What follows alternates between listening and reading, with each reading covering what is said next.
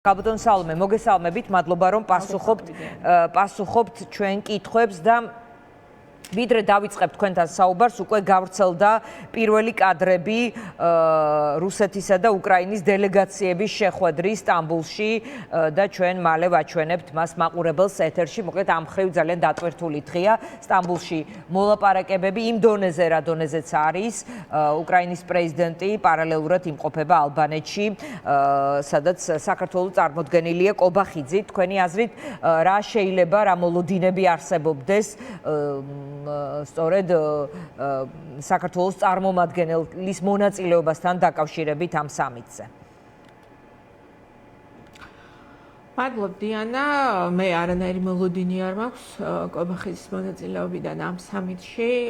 დარწმუნებული ვარ, რომ ქართული ოცნების პროპაგანდა შეეცდება, რომ ეს რაღაცნაირად შეფუთოს და დაარწმუნოს ის ხალხი, ვინც უსმენს რუსულ პროპაგანდას ქართულენოვან არხებზე, სახელმწიფო არხებზე, რომ რაღაცა ეს ნიშნავს რაღაც მნიშვნელოვანს კობახიძის იქ დასწრება. მოლოდინი მე არანაირი არ მაქვს, ნულოვანი მაქვს, იმიტომ რომ ვერაფერ ახალს ვერ მოისმენს იქ ჩასული კობახიძე, გარდა იმისა, რაც უკვე მრავალჯერ აქვს მოსმენილი ივანიშვილის რეჟიმს. მოლოდინი, რაც აქვს ევროკავშირს, ეს არის ნათელი. ეს არის, რომ შეწყდა ამ ქვეყანაში დემოკრატიის გაუქმების და ავტოკრატიულ რეჟიმად საქართველოს გადაქცევის ძალიან დაჩქარებული კურსი. ეს არის, რომ საქართველო დაუბრუნდეს ევროპულ გზას, სანამ ეს არ შედგება, არანაირი გარღვევა და არანაირი სიახლე არ იქნება და ჩვენ ვიცით პასუხი, რომელიც გასცა რეჟიმმა მსგავს მოწოდებებს არაერთხელ და მე არ მაქვს განცდა, რომ რაიმე სხვას ვნახავთ ჩვენ.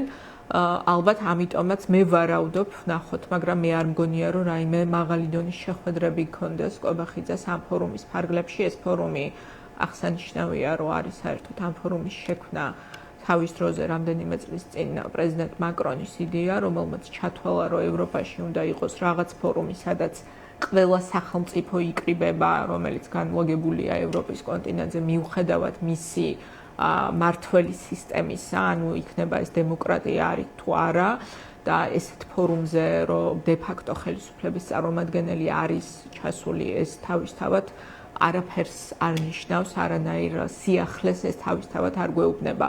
სანამ ივანიშვილი არ მოისმენს იმ მგზავნილებს, რაც მას ესმის ბრიუსელში, ვაშინგტონში, ბერლინში, პარიზში და არ დაიწყებს ადეკვატური ნაბიჯების გადადგმას რაიმე ცვლილებებს სამწუხაროდ ჩვენი ქვეყნისთვის სასიკეთოდ მე არ ველოდები. მოკლედ თქვენ ამბობთ, რომ ეს იმ მასშტაბის ფორუმია, რომელიც უბრალოდ ვერ გამოტოვებდა საქართველოს, ამიტომაც გესმით ჩემი ხმა, კაბოტონ სალომე? დავურეკავთ, მანამდე კი გეტყვით, რომ იმ ვიდეო რგოლში, რომელიც იყო წარმოდგენილი, იყო იქ დამსწრე ლიდერების ბავშვობის ფოტოების კოლაჟი და შემდეგ გაჩვენებთ ამ კოლაჟსაც. საინტერესოა, კაბოტონ სალომე, თქვენ ამბობთ, რომ ეს იმ დონის და იმ მასშტაბის, თქვათ, შეკრებაა, რომელშიც ეს თქვათ ვერ გამოტოვებდნენ, მოკლედ საქართველოს მონაწილეობა, იმიტომ რომ ფართო შემადგენლობა იქნება თუ არა, როცა თქვენ ამბობთ, დემოკრატიის გაუქმების პროცესი მიდის ქვეყანაში, შესაძლებელია თუ არა ასეთი ფორუმები და გარკვეული კომუნიკაცია იქნეს გამოყენებული წნეხისთვის ხელისუფლებაზე უფრო ახლოს სათქმელად იმისთვის, მე ბერნსს ვციტირებდი, რომ ახლა სწორედ დიალოგის დროა, რომ როგორც მინიმუმ ნუშვებით მასე, რაღაცა ამ ტიპის ფორმულირებით შეიძლება თუ არა, როცა ამბობთ, რომ არანაირი მოლოდინები არ მაქვს, რაღაც ამ მიმართულებით მაინც ეს იყოს საინტერესო შეხვედრა.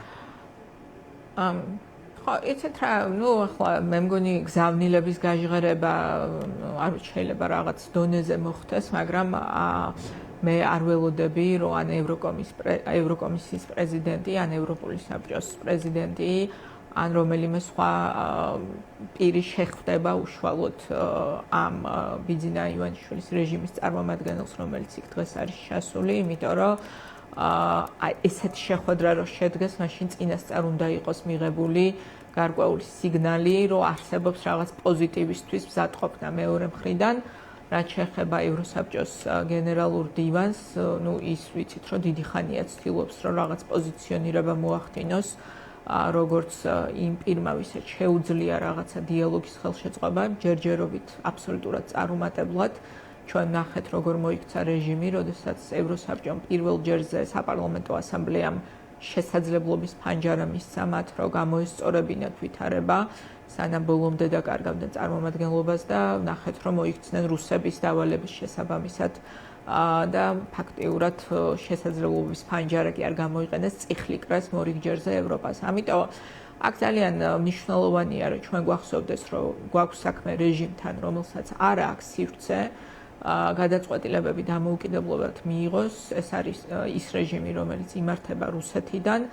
აქ რუსეთიდან მართულ ძალას უნდა დაუპირისპირდეს ძალა და ეს ძალა არის სწორედ სანქციები და ამიტომ ყოველ შემთხვევაში მე თუ მეკითხებით, მე არ მიმაჩნია, რომ არსებობს რაიმე რესურსი ბიძინა ივანიშვილის რეჟიმზე წნეხის გაზრდის გარდა ძალიან სერიოზულად დამძიმების სანქციების რეჟიმის მათ წარმომადგენლებთან მიმართებაში. ამ თვალსაზრისით კარგია, რომ მორიგჯერზე დღეს მათ შორის გავრცელდა ტექსტი საერთაშორისო დემოკრატიული გაერთიანების ბრიუსელის ხდომაზე დამტკიცებული რეზოლუცია, რომელიც მორიგჯერზე მოითხოვს ივანიშვილის ბიზნესის სანქცირებას, ეკონომიკური ძალიან დიდი წნეხის შექმნას მის მიერ მართულ ინფრასტრუქტურაზე.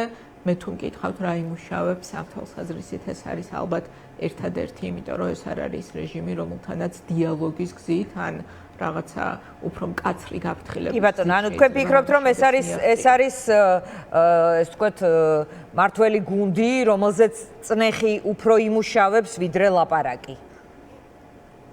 მხოლოდ და მხოლოდ, არა უფრო, არამედ მხოლოდ წნეხი იმუშავებს, იმიტომ რომ ეს არ არის საქართველოს, ეს არ არის ქართული ხელისუფლება, ეს არ არის ხელისუფლება, რომელიც ანგარიშვალდებულად თვლის თავს ქართული ხალხის წინაშე, თუნდაც საკუთარი ამორჩევლის, ხო? იმიტომ რომ ესე რომ იყოს საკუთარ ამორჩეველს არ მოატყუებდა პირველ რიგში ქართული ოცნება, რომელიც არჩევნებამდე მათ პირდებოდა ევროკავშირში რაღაც გაწევრიანების გზაზე წარმატებას და არჩევნების შემდეგ რუსული სპეცოპერაციით, როდესაც მიითვისა ძალაუფლება, გამოაცხადა ევროკავშირში გაწევრიანებაზე უარი. ამიტომ, როდესაც ქვეყანას მართავს დაჯგუფება, რომელიც ანგარიშვალდებული არც ერთი სეგმენტის წინაშე არ არის ქართული ხალხის, ხო, არც მათ შორის იმ ხალხის, ვისაც გონია, რომ ისინი წარმოადგენენ მათ და რაღაც ხმა მისცეს ქართულ ოცნებას, როდესაც ქვეყანას მართავს რუსეთის დაქვემდებარებაში მყოფი პოლიტიკური ძალა, რომელსაც სათავეში უდგას ოლიგარქი თავის ფინანსური ინტერესებით, აქ არანაირი სხვა გზა არ არსებობს გარდა წნეხისა, სანქციებით და ამიტომ არის მათ შორის რომ მეგობარი აქტი ესეთი დაჩქარებული გზით არის მიღებული ვაშინგტონში, იმიტომ რომ სხვა გზებით მუშაობა ამ რეჟიმთან უბრალოდ რაღაც ამოწურა ამ ყველანაირი პოტენციალი და ეს ყველამ უკვე კარგად დაინახა. კი ბატონო, ძალიან დიდი მადლობა სალომე სამადაშვილს დავემშვიდობები, მაგრამ მაყურებელს ვაჩვენ